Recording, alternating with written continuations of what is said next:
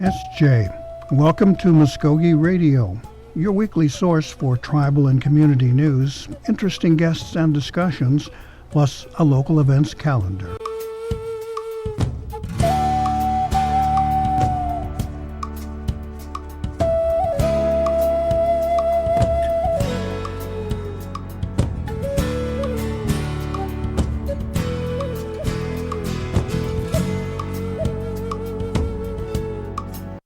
SJ, Stone Go, Gary Fife, Jaho Jifgados, Mvskoke Radio, Mado Hedges to Witchgets.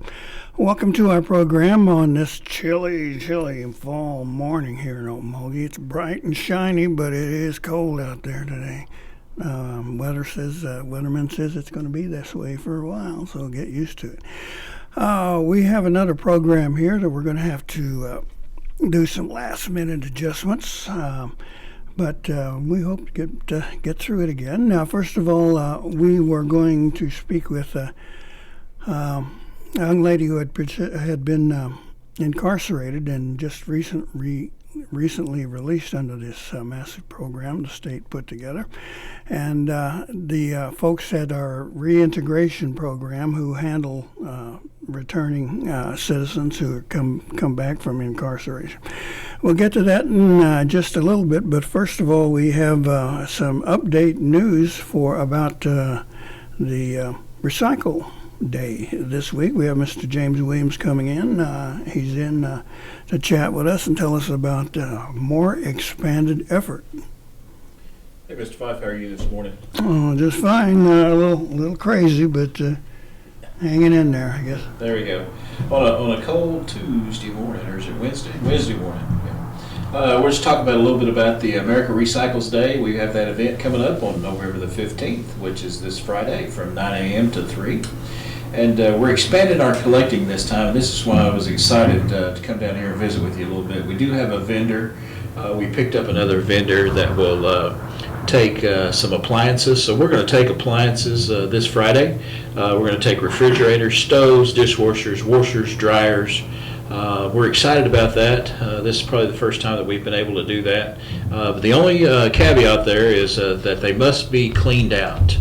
And so we don't want the washers have water in them or stoves have old dishes in them. Everything's got to be cleaned out of those appliances, same way with the refrigerators.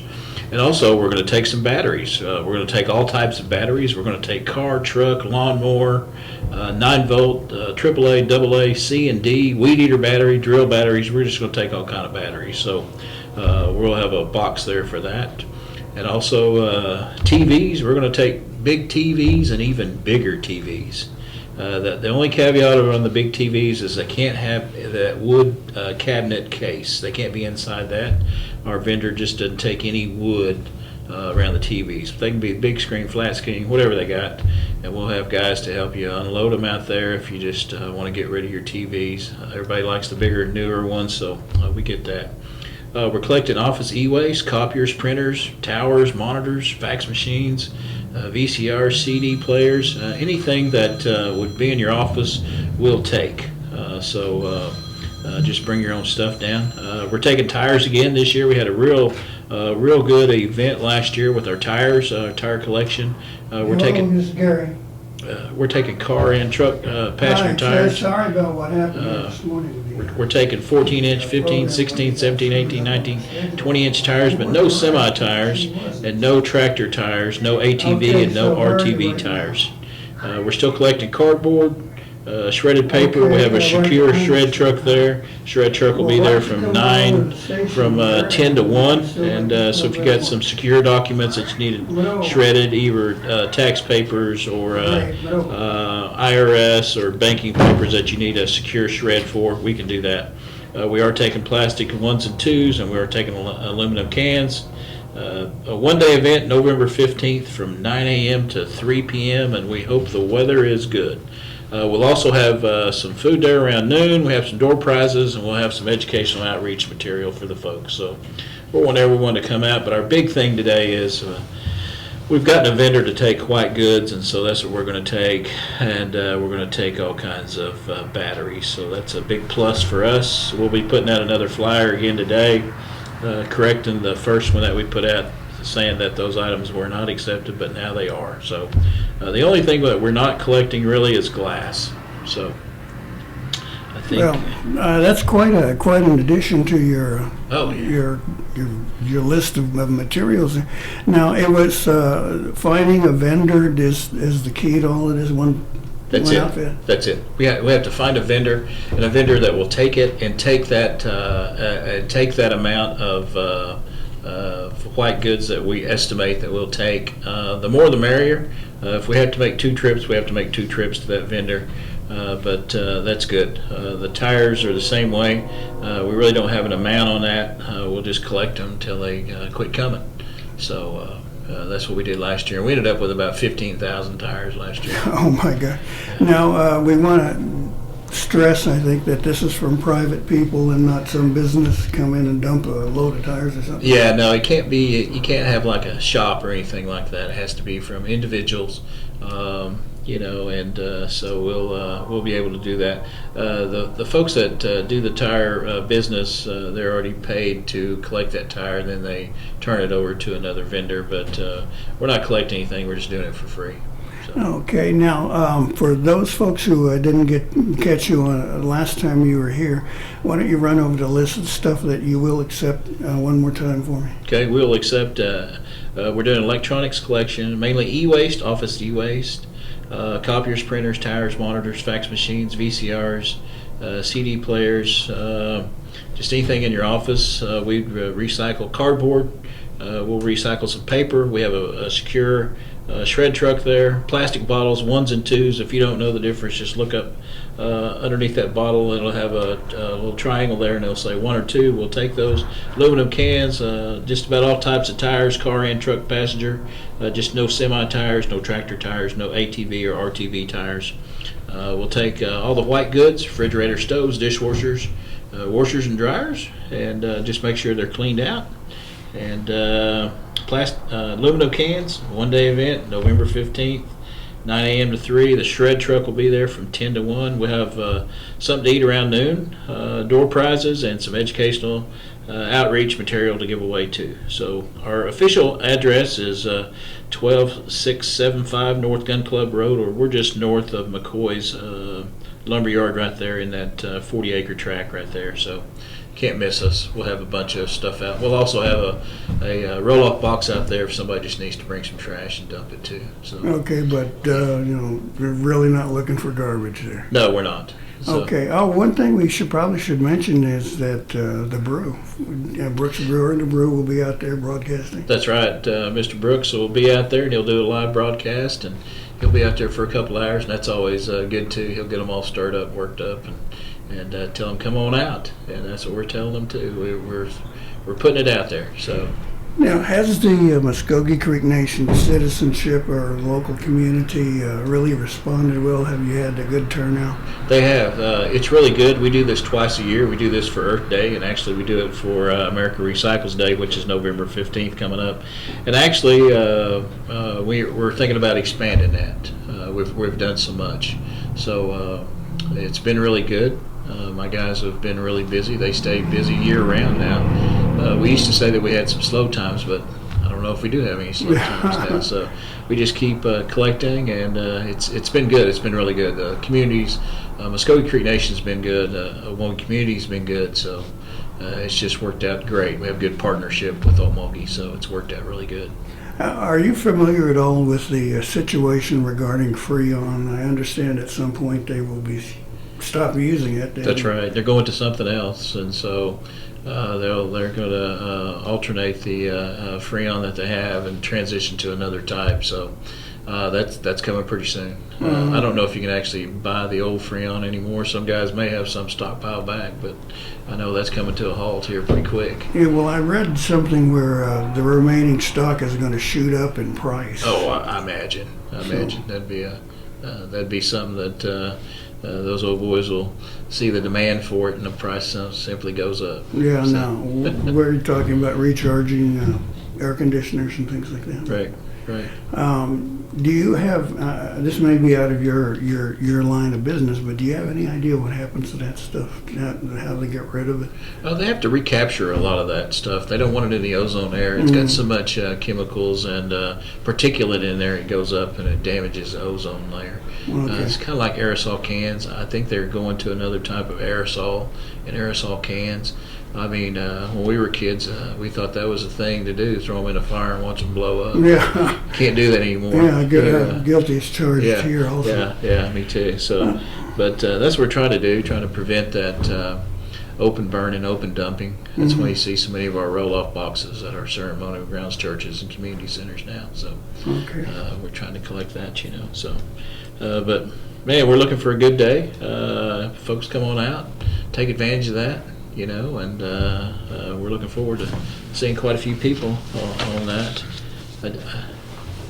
I do have to give a shout out to a little lady in our office. She just turned 29. Amy Sue is 29, so I have to give a big shout out to Miss Amy Sue. Yeah, congratulations, Amy. Yeah. Here's to your 30th. Yeah. Okay, well, let's run over the logistical information and repeat it for those who might have come in late or was only listening with one ear. Okay. Go ahead. Our this event will take place on November 15th, starting at 9 o'clock. The shred truck will be there at 10, and it will be there till 1, but we'll be recycling all day till 3, 4 o'clock.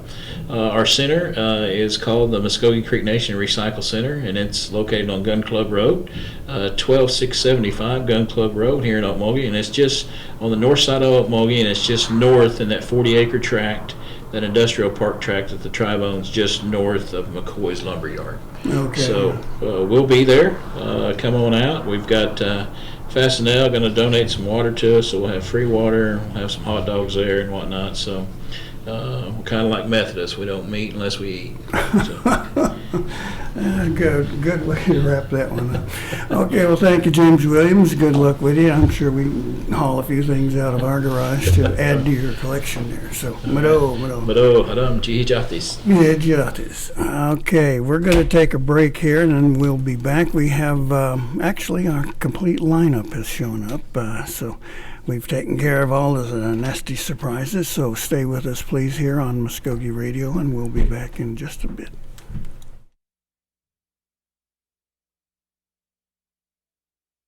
Brother. And some of my friends were already doing it. We got hooked fast. I just can't get enough. I'm Jacob, and I'm addicted to playing the drums. There's lots of stuff that makes it cool to be native. Doing meth isn't one of them. Find something better to do. Check out ncai.org. A message from the Partnership for a Drug-Free America and the National Congress of American Indians. Who am I? Am I native? I don't want people assuming things because I'm Indian. I just want to be me. But how do I live in two worlds? Some guys just check out by doing meth. But that ain't for me. Because I see my family, my friends, my drum making, my future. There are a lot of cool things about being who I am. And meth isn't one of them. Learn more at ncai.org. A message from the Partnership for a Drug-Free America and the National Congress of American Indians. Hear that? That's the sound of hope being killed by meth. Methamphetamine use is causing huge problems in our community. Hear that? That's the sound of something you can do about it. Events like rodeo, res ball, and family time can help keep kids away from meth. Talk to your kids. Keep our culture alive. A message from the Partnership for a Drug-Free America and the National Congress of American Indians. Learn more at ncai.org. Welcome back to Mvskoke Radio here on The Brew, 106.3 FM and 1240 AM. So if you're listening, do that. And if you wanted to listen in online, you can also do that at 1240thebrew.com. So check it out. And anybody who was saying, "Oh, I want to hear this," well, this is the way to do it. You can hear it. You can hear us online. Okay. Well, here's where the producer here gets to relax a little bit. Our surprises have been dealt with. Joining us here in the studio is Ms. Tess Harjo, Mr. James Bender and Mark Harjo. Any relation to anybody? Not that I know of. Not that I'm aware of either. But that's just sort of like saying Smith or Jones or something. Yeah. Stahekis. Now, what we're doing with this segment is we want to talk about the changes in Oklahoma law regarding incarceration of prisoners and how they're received and services that are available to them. First of all, the state released over 400 prisoners, former prisoners, We're your station under the changes to criminal law. Many things that had been felonies were reduced to misdemeanors, and I guess their thinking was we'll let those folks go who have committed misdemeanors. No sense in keeping them behind bars, and that might help solve some of their overcrowding. But first of all, let's have our folks introduce themselves. First of all, Tess, tell us who you are real quick. I'm Tess Harjo. I'm 28 years old. I was just recently released last Monday due to commutation, and it feels really good to be out. Oh, wonderful. Also, Mr. James Bender. Hello, my name is James Bender. I work with the Creek Nation Reintegration Program, one of the senior case manager over there. And Mark Harjo. Hi, my name is Mark Harjo. I work with the Reintegration Program as the outreach specialist. I've been there for over 3.5 years now, doing different positions.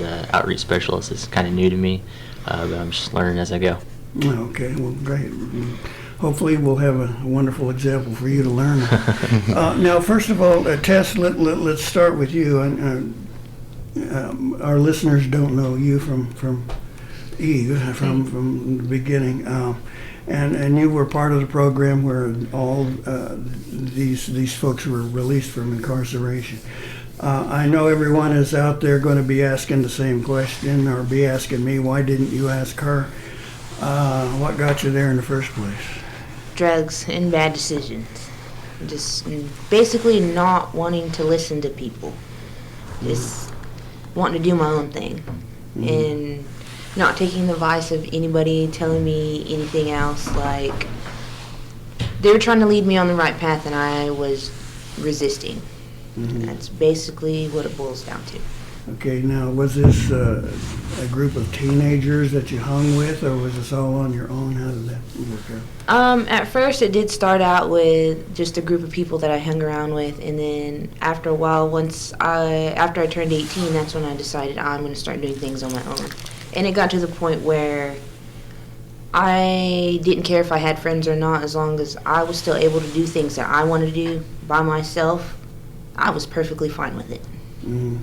Now, did you find that there were a large number of other young people sort of in the same boat, so to speak? Yes, it was ridiculous to know how many people were incarcerated that had the same charge as me, and that were given the same amount of time or more just for something so small and insignificant, you know? And just getting to know those people and knowing their background, it really opened my eyes to know that there were other people in there like me. Their stories were similar or just a little bit different, but we were basically all there on the same charge, and it was just, I don't know how to describe it. Would you say maybe they were there because they made the same mistakes? Yeah, most definitely. We often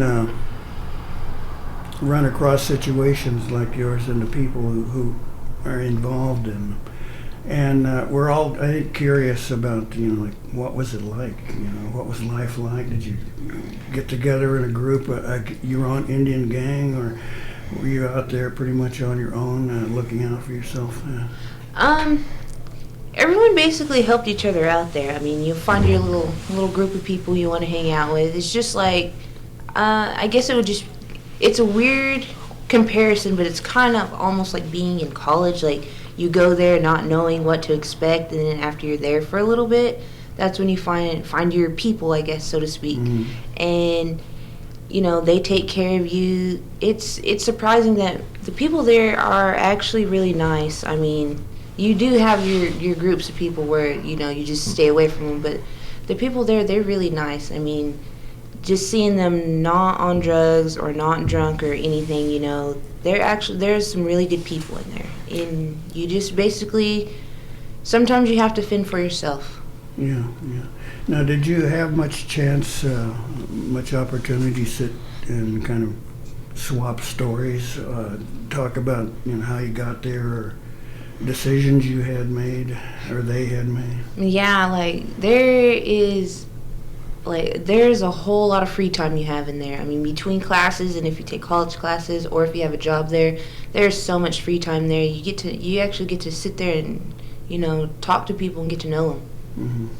Okay, let's shift gears just a little bit here now. Mark, can you fill us in a little bit about how the Creek Reintegration Program works? What's it all designed to do? Yes, it's pretty much designed to help them individuals that are being released from incarceration once they get out with their transition back into society. Because some of them don't have any family or friends or just anybody to help them once they get out. So we just help them with food and clothing, emergency housing if they need it. We do help with housing outside of the living facility because there are some that are lucky once they get out, they have a job lined up, or they're married or have children. If they have any of those three, we would help them with housing, paying for their rent, security deposit, help with utilities. But they do got to submit documentation showing that they have a full-time employment and it's not temporary. Provide a marriage certificate and must have full custody of their children. Another thing, more things that we help with is getting their driver's license back, or a state ID and birth certificate, social security card, applying for food stamps. And that's just something that we take them out and help them get that stuff done. We just transport them. We don't necessarily walk them into the office and then tell the office, hey, he needs to do this. We try to tell them, go up there and speak to them, because you need to learn how to do these things on your own. You've probably been incarcerated for so long, but you got to do this stuff on your own, because you're only going to be here for so long. But we want to get you to that point where you're able to take care of yourself. Now, Mr. Bender, what is it that you focus on? What services do you supply there? We really do individual case planning with all of our clients. Our participants that come in, they're not all the same. They have different needs, different wants, different living situations. So it's hard to say what we really just focus on. We really, I guess, is independence. When they get done with our program, to be financially stable, mentally stable, and physically able to interact in society. Now, let me ask you two guys, an education process, and I don't mean formally going to school or anything, but getting back into this world, so to speak. Do you find that really challenging? Like I'd read stories about guys who've been in so long that they went in before there were cell phones and internet and all this other stuff, and then they come out, and it's like going into outer space or something with all the new technology and things like that. Do you have to teach these clients about the real world today? Sometimes it's usually mainly the older ones that get out that kind of miss out on technology, but usually like the younger generation, they kind of have some kind of idea on how to use technology and everything. Wasn't but last year, I had an older client get out, come through our program, and I took him to the bank one time, and he wanted me to help him pull money off his card. He asked me to, hey, I need help with pulling money out of the ATM. And I said, you've never used an ATM before? And he said, no, I don't know how this thing works. So, and he's probably like 50-something, 60-something years old. So I was like, okay, I mean, that's new to me, but here's how you do it. It makes me feel older too. Yeah. But that's kind of a taken for granted kind of thing for us today. Now, Tess, now moving that question to you, I presume that you are familiar with cell phones and the internet and all of that kind of thing. Yeah. Let me adjust your mic just a bit. Okay. Now, do you think there are any lapses in the way society has moved away from you since you were placed in incarceration? Did you miss out on anything, do you think? I honestly feel like since when I was there, when I was on the inside, like we had a whole different world in there, and so I had to make a whole new life in there, and so I wasn't really concerned or worried about anything outside of the fence. I don't have kids, so I wasn't missing out on anything like that. I did miss out on a couple of things with my family, but other than that, anything bigger than that, no. I wasn't really paying attention to it, so by the time I got out, there were things that were news to me, and I was like, oh, like, well, you hear this, such as, like, the president and the impeachment and stuff like that. I was like, oh, okay, well, I wasn't really concerned about that. I was like, maybe I should be concerned about it now. I mean, there's just things in there that you just don't really pay attention to in there. What was, I guess, interested in the day-to-day kind of thing, the routine. What was that like? We would wake up well, I guess it depended on the person. We have to be ready by 8 o'clock. You could sleep up until then. Breakfast was from 6 to 7, and then we'd come in for count at 7:20, or the yard would close around 7:15. We'd come in for count. So there was count times like all throughout the day. So once you started getting something going, you're basically revolved around count time. And so you'd either go to work or you go to school, or you would just find something to do if you didn't go to school or have a job. You just find something to go outside, find something to read all day. I mean, you think that you don't have anything to do in there, but there's always something to do in there. It keeps you busy. Now, when you say count, that's I guess when you physically line up and the guards or the prison people make sure that all of you are still there? Yeah, they have us on our bunks, and they go around and they count us, make sure we're all there, or where the person is supposed to be at that they say they're at. And then at the end of the night, that's when we have a standing ID count where we stand up we're off of our bunks and we stand up and they go around and count us. Now, did you ever find yourself in a situation where it was a real conflict, either with the prison staff or other incarcerated people? Fights, arguments, whatever. I've seen fights and arguments all the time. I mean, I've never put myself in that situation. Usually people tend to put themselves in that situation. I stayed away from that. But I did see a lot of conflict going on between other people and between inmates and staff, and it's unreal. Like, you always see things on TV about prison, and the things on TV about it it's a little more exaggerated than the prison that I was in. But there was still conflicts going on. Almost, I wouldn't say every day, but probably every other day. Yeah, gosh. So there are several good reasons not to get into that. Yeah. Now, Mark, James, the information that Tess has just shared, is that sort of typical of what you guys hear when you start working with people? Pretty much, yeah, because I used to be a case manager, so like I said, I would, ask these guys, what was it like inside? Does it feel like it, made you different in any way? And, and we've also toured prisons before too. My first time touring a prison was when I first started working for the reentry program.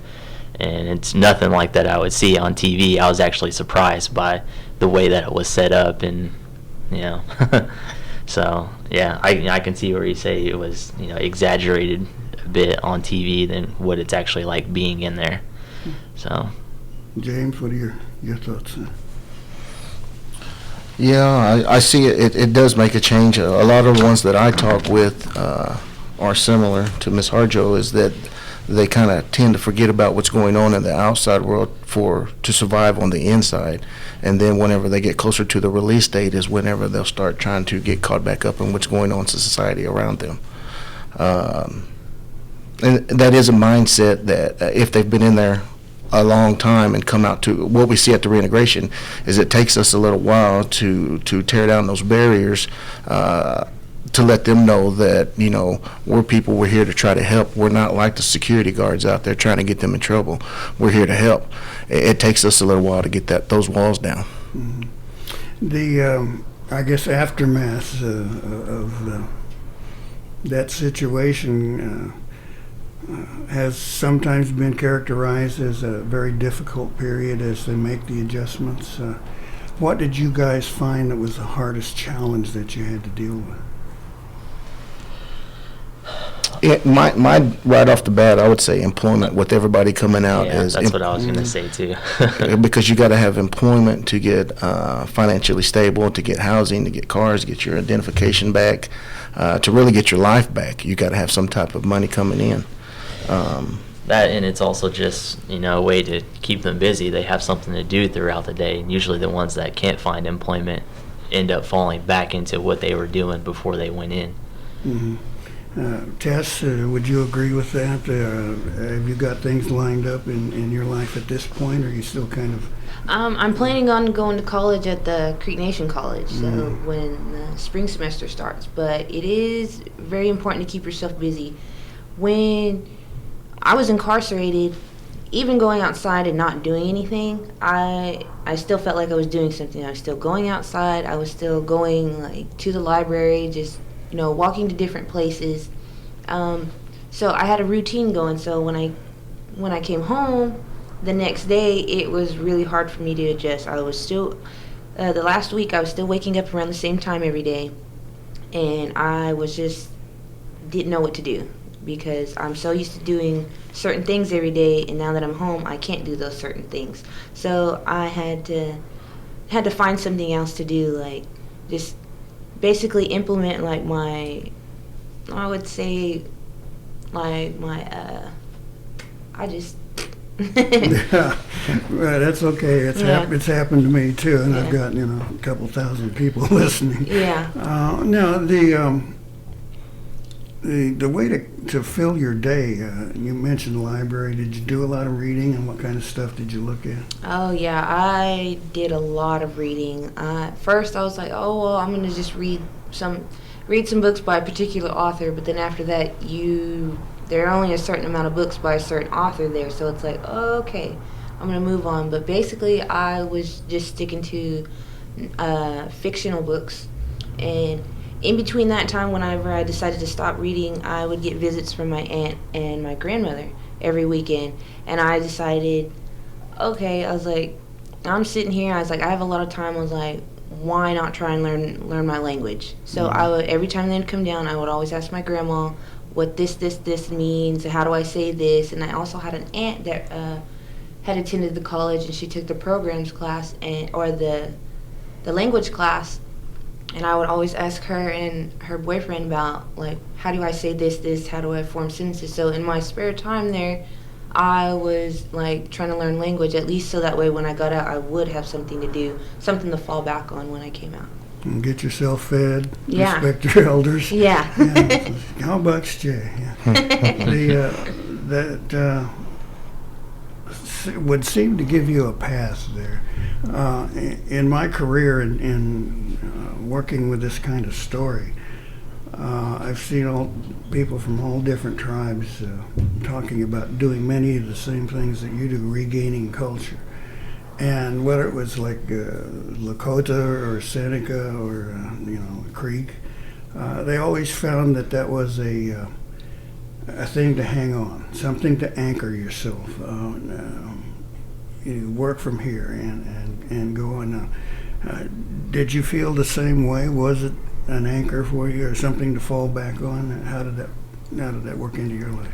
Yeah, when I was inside, there was not very many Creek people there, and I've met a lot of people from different tribes. I've met people that are Kiowa, Cheyenne and Arapaho, they were Ponca. I just met all kinds of different natives in there, and we would all sit there and share our language. Like, that was something that basically everyone knew.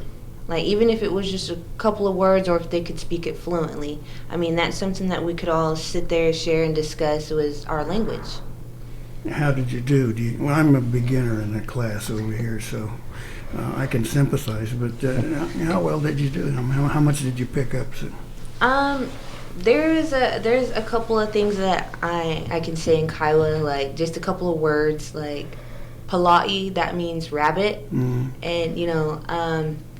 Ethapo means locust, and it's just the little things that I've learned, and since just hearing that, it stuck with me now, and it just makes me appreciate the languages of other tribes a lot more. I had a good friend who was Kiowa, and I learned some words from him, but probably not something we can repeat over the radio. Now, for you guys at the reintegration program, how important is culture and reconnecting people? We find that to be, one of the center stones that they have coming out. I guess there's a lot of Native American groups, and all of our citizens get involved with that, and that's something that they want to reach out to whenever they get back or get to our facilities, is ask us what type of cultural learning can they do through our program. So with our program, we've brought in the language speaking there. We've got it's a white bison program that we have host, and it's a 12-step Native American based program, kind of like NA and AA meetings, but it's got Native American culture in it. I find it, like you were saying earlier, is something that they kind of hold on to. Like I was stating earlier, they kind of forget the outside world and come up and figure out how to live inside, but what keeps them moving and going forward is culture and learning about their culture. Mm-hmm. Any thoughts there, Mark? You pretty much nailed it all. Well, I found, personally, in regaining so much of this, it gives you an inner strength, I think, and a little security, and you're more comfortable. Like this is stuff my dad, he was a Creek guy in our family, and tried to teach, us as little kids, how kids are, in one ear and out the other. I learned a few things, and when I started taking classes and things, I started to remember and things like that. Was that the situation with you, Tess, or were you fairly fluent when you went in? I was speaking it there for a little bit, just with friends and stuff, and then when I went in, it just kind of went out the window until I started meeting other people from other tribes or that were the same tribe as me, and we started sharing, like, hey, can you speak Creek? Like, if I seen other Creek people there, I'd be like, can you speak Creek? Do you know how to say this and this? And sometimes they didn't know anything other than they'd probably just know how to say hello or thank you. And so I would sit there and I'd teach them how to say things. So I feel like that helped them a lot. That's something that's gonna stick with them, and hopefully they will want to learn more when they get out. Well, it sounds like it helped you a lot. Yeah. By sharing this, and I think probably it sounds like building your inner strength and things. Is that pretty much the case? Yeah. A lot of people that I've talked to in there, some people that's been in there for at least 5 years or more, they say that they've gotten to learn who they are, and they're just sitting. They think a lot, and sometimes some people think negative, and that's all they'll think. But there's people in there that'll think positively about themselves, like, okay, this is what I want for my future. They have goals, and so after they figured out who they were, they know what they wanted to do, and they connected. They connected with people in there, and they plan to stay connected with them when they get out. Did you run across people or know people in there who were so permanently scarred, so to speak, that there wasn't a whole lot of hope for them? You knew they were in a bad place and they were going to stay in that bad place on either side of those bars? Yeah. There was a couple of people that I've actually talked to who were on this commutation docket and that were going home, that said that as soon as they got out, they were just going to go back and do what they want, the same thing that they did that get them in there.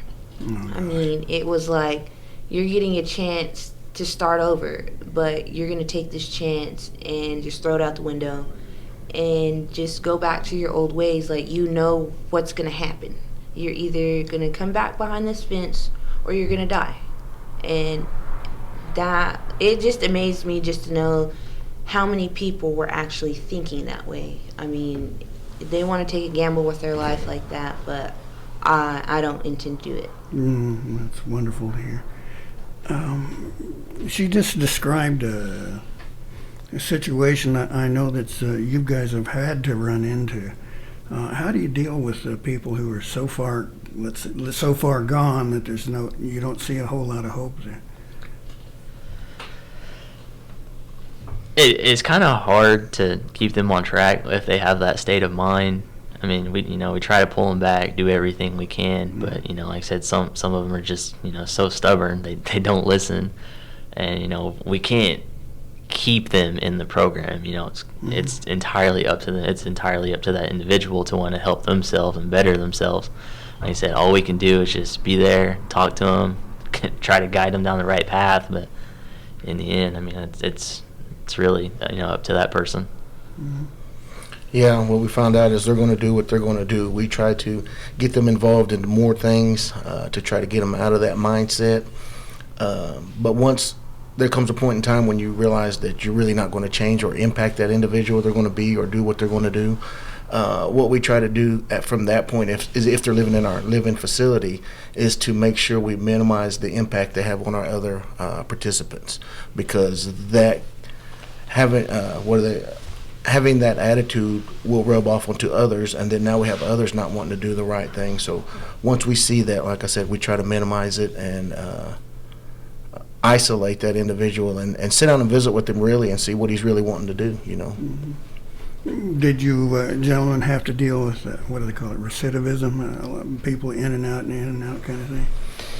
Kinda. Well, our program's actually one-time only program, depending on a case-by-case situation.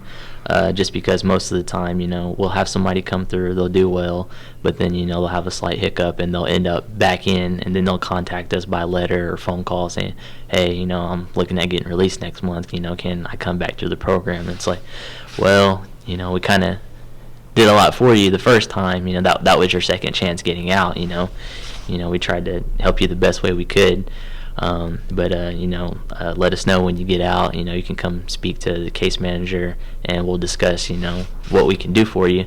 And sometimes depending on where they are, like in their state of mind, their attitude, we may decide to help that individual again. But then if it just becomes a repetitive process, it's kind of at that point where it's like, man, you're repeat offender. Like, you keep messing up. Like, our program's not going to do you any good if you don't want to change. Right. You can't keep playing this game. Yeah. And, a lot of them get upset because, like, they feel like, you're supposed to help me. Like, we were trying to. It's like, but you don't want to help yourself. So, like I said, we get a lot of unhappy former clients that call that can't receive assistance again. Mm-hmm. And they go back to that same path. Mm-hmm. Tess, I want to ask you, did you run across these kind of folks who were just in and out all the time? Or? Yeah. There was a lady I was in there with, and I believe that was like her third time being in there. I mean, there's a couple of them that's their second time being in there, but it's just crazy, like, just to sit there and they're like, oh, well, I'm not going to do this again. I said this the last time, but the way their mindset was in there, they're not going to change. Like, they keep telling themselves that, yeah, I'm going to do this when I get out.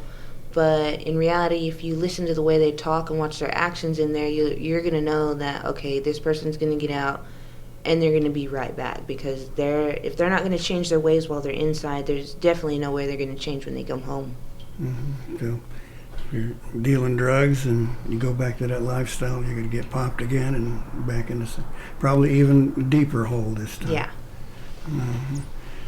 As you look to your own future, Tess, what, I guess, direction are you going? Have you got something really lined up? You mentioned going back to school, but do you have a discipline in mind? Do you have something you want to accomplish? I actually want to get a degree. I want a career in communications. My uncle, Lucas Taylor, used to work in communications, and since he has his own little photography business, that I am really geared toward photography. And I'm really good at speaking to people, so I figure I can implement some sort of ministry with photography or in journalism. Sort of motivational. Well, if you choose journalism, let me advise you this. First thing you do is take your vow of poverty. I've been in it for 40 years, and I'm still paying the bills, but that's about it. Now, does the reintegration program help your clients with these kinds of directions? If they say, well, this is what I want to do, and if you hear that, what do you do, and how do you deliver? We usually, try to figure out exactly what they want to do. I mean, it's like, yeah, I want to go to college. And it's like, okay, well, what do you want to go to college for? You got to figure that stuff out before you try to try to go to college. But most of the time we partner with employment and training. We'll go take them over there and meet with those guys. They'll have them do like a little career assessment, try to figure out what they're good at, what their abilities are, and strengths are, and stuff like that. And pretty much just go from there and try to get there. Some of them don't even have a GED whenever they get, or a high school diploma. So that's usually the first step. And after they get that, then we'll look towards going to school, or college, and stuff like that. Is it tough to convince them about something like a GED? I know that I had a young friend when I was living and working in Alaska who decided, I don't like this graduation stuff, this cap and gown and the prom. I'm not into it. I'm not going. I don't care. I'm quitting school. And the knucklehead did that in the last quarter of his academic career in school. He quit. And pretty quickly he found out that you can't go anywhere without that little piece of paper. I mean, you might be smart, you may be good with your hands, but nobody's going to hire you without that piece of paper. So he finally went in there and all of a sudden turned around and said, dang man, you guys were right all this time, and achieving those kinds of things is an important step in a successful career. So you're able to help them and the GED thing or whatever, back to school. Yeah. There's actually a GED program in Henrietta. It's on Thursdays, I think it is. Yeah. Whenever they first come in, that's usually one of the first things, like, what's your education like? Do you have a GED or high school diploma? And, some of the lucky few would be like, well, I got my GED while I was in. I just need to get a copy of it. So it's like, okay, we'll work on that for you. But then there are some that still need to get their GED when they get out, and we'll usually have them go to those classes on Thursday nights in Henrietta at the high school. And like I said, you get some that really want to get it and move forward, but then you get some that'll just keep going to class, but they're not getting anywhere. And then you got to have a talk with them, and so it's like, what's going on? Like, you've been going to these classes for 2 months now, like this person started at the same time as you, and they already have their GED. So like, what's going on with you? Is a teacher not teaching you, or what's up? You're just showing up to class just to be on the list. Yeah, pretty much. And you don't learn anything then. But yeah, like I said, we pretty much help everybody with whatever they want to do. If they want to go to school, find a job. Like I said, they might not want to go to college. I mean, they might have a high school diploma or a GED, but whenever they get out, and they're like, I want to go to work. Even if I can't find a job right now, is there something I can do around here to help out? I just want to stay busy and do something. And it's like, okay, we'll try to find something for you. Just let me ask you, I guess, the question is going to come out as, sort of, did you learn your lesson kind of thing, but that's not necessarily what I want to say. But, having lived the experience you have now, where are you and what kind of person are you now? I can't see a change in myself, but everyone around me has told me that I've changed, that I've grown. But I was in there, I've learned that I'm almost 30 years old, and it's time to grow up. I mean, I don't want to be like the people that keep coming back, getting chance after chance and just not taking it and running with it. I want to do something with my life. All these years that I've been screwing with my own life, I didn't want to have responsibility. I didn't want to grow up, but now I see what my life could ultimately be like if I didn't grow up. And I'm just really thankful and grateful that I got this chance to do better for my life. Mm-hmm. Are you seeing some of the people that you knew before? I mean, I don't mean that, going back to that life, quote unquote, but acquaintances you had, or people, that you just have to run across on the street or whatever. I mean, is that element still there? I am still a little sketched out by it. Like, when I go into town, I'm like, am I going to see a certain person, or am I going to see this person? But then I'm like, it doesn't matter if I do or don't. I was like, just before I went in, yeah, we would hang out, run around, do whatever. But while I was in, where were they at? So I don't expect them to be in my life now that I'm home. Mm-hmm. They could have come and said hello, could have helped you out with something, but they didn't. Yeah. And so I guess a gang isn't going to be there when you need them like that. Huh? Right. Not seeing them for 22 months. I mean, and then they expect me to just come home and be like, hey, I'm back. I'm like, no. No. Yeah. No, that part of your life is done. Yeah. That's the old me. That's the past, and that's where it intends to stay. Okay. Well, that's such an encouraging thing to hear. I mean, so glad to hear that. Do you guys run across the changes in people like Tessa just shared? I mean, can you see that happen? I would say that it's rare, but I mean, we do see some that kind of have the same attitude as you, but we also do get some that, I mean, they'll have the same attitude, but they, like I said, they don't keep that mindset. I mean, they when you first talk to them, they pretty much tell you what you want to hear. And I mean, it is what you want to hear. It's good that you have the attitude. We're gonna try to help you the best way we can. But then they get comfortable, they get employment, start making some money, but then they fall back to getting together with those old acquaintances and stuff like that. And it just that's the only thing that really I can just give you some advice on. Once you get going, get back on your feet, stay on that path. Don't reach out to anybody, or if anybody stops you and wants help from you. I mean, yeah, you can say, I'd love to help you, but I'm still trying to better myself. I advise you to do the same thing. But like I said, there's some people that they get back on their feet, but then once they meet up with somebody old, they just collide and doesn't go anywhere from there, and they pretty much just bring that individual back down. And that's one of the problems that we see with some of our clients, because we see some that they come in, they do great, we're happy for them, they're almost getting ready to transition out of our living facility into their own home or exit the program, but then they start falling back into what they were doing before, meeting with old acquaintances, and then, like I said, it all just falls apart for them. Does Tess sound like someone who would be eligible for your services? Yes. Like I said, you would just have to fill out one of our applications. We'd look at it, review it, but you are Creek, right? Yeah. Okay. Mvskoke.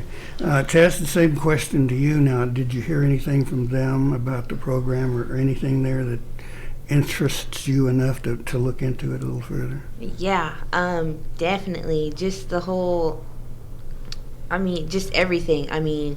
Just to help out, trying to find a job, trying to further my education.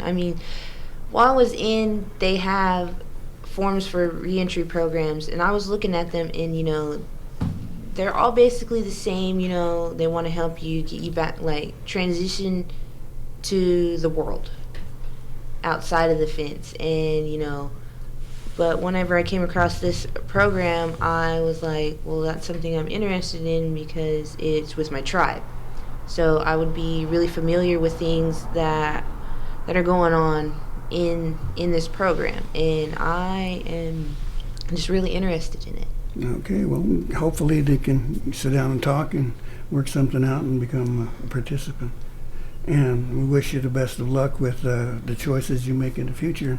I want to thank you so much for being here with us today and sharing your experiences. Mado for having me. Guys, thank you for coming in and turning that program into a face, some voices, everyday kind of things that we'll offer our citizens, like tests and all. So hopefully you'll be able to sign her up. Thank you for having us. Yeah, Mado for having us. Okay, well, I tell you what, we're going to take a short little pause, and I've got some community announcements to share, so please stay with us here on Mvskoke Radio. I don't want people assuming things because I'm Indian. I just want to be me. But how do I live in two worlds? Some guys just check out by doing meth. But that ain't for me. Because I see my family, my friends, my drum making, my future. There are a lot of cool things about being who I am. And meth isn't one of them. Learn more at ncai.org. A message from the Partnership for a Drug-Free America and the National Congress of American Indians. We raise our glasses. Okay, before they raise their glasses, we have some announcements here to share, a few quick ones. Of course, the Reintegration Services. If you're interested in talking with those guys, give them a call at 918-549-2620 and check with them. I'm sure you're going to find some wonderful things there for those who need services like that or help or know someone. Also, on the 15th, here, just in another couple of days, America Recycles Day, November the 15th. That's Friday at the Mvskoke Creek Nation Recycle Center, and they're collecting a whole bunch of stuff. And as you heard today, even more items than they began with, so that's a wonderful thing. And hot dogs aren't too bad either. Okay, Tribal Film Festival celebrating Native American Month, a horror film by Jeff Barnaby, starring Michael Gray Eyes, Kiowa Gordon, Gary Farmer, on the 16th at the Philbrook Museum in Tulsa. The tickets are on sale. Let's say Philbrook, or online, www.eventbrite.com, and a whole bunch of other stuff. That's celebrating Native American Month, a horror film by Jeff Barnaby. Okay, Eufaula is busy for Native American Month. We've got a cornhole tournament on the 16th at the Eufaula Indian Community Center. And you might want to get real good at it. The team fee is $40, but first place is $500, and you can bring your own bags. Okay, Native American Arts and Crafts, Saturday the 16th, also at the Eufaula Indian Community Center in Eufaula from 9 a.m. until 3 p.m. And, of course, you'll want to go out there and check some possible Christmas gifts, maybe. What else have we got? Of course, a horseshoe tournament, and their motto is, if the shoe fits, throw it. Native American Month celebration. That's November 16th at the Eufaula Indian Community Center. Singles and doubles, registration at 8 a.m. And a nice chunk of change for first place, $500, and then $400, $300, and $200 for the next few places. Okay, Eufaula Smoke Shop, Native American Month, November the 16th, domino tournament. So if you're good with those little black and white cubes, you might want to check them out at the Eufaula Indian Center. Entry fee's $20, but the first place wins $300. So there, that little get-together offering some real cash if you're interested. And once again, the Reintegration program has some criteria. You must be in Roll Creek, reside within the jurisdiction, must have a felony conviction, or receive time served for your problem. Pre-release 6 months, post-release 2 years. So give them a call. Once again, 918-549-2620. Okay, let's see. We got anything else in our little stack here? I think that's it for Mvskoke Radio this year. We want to invite you, of course, to listen to some of our future programs. We're hoping to arrange interviews with film producer Sterling Harjo, and then our recent ambassador, or so to speak, our spokesperson to the national government in Disneyland on the Potomac, Mr. Jonadev Chandahuri, is working on finding a spot in his schedule, and we've got a couple of other things kicking around there. But in the meantime, we want to say thank you once again. We appreciate that you joined us today, and say Mado Mabo Hedgetskut.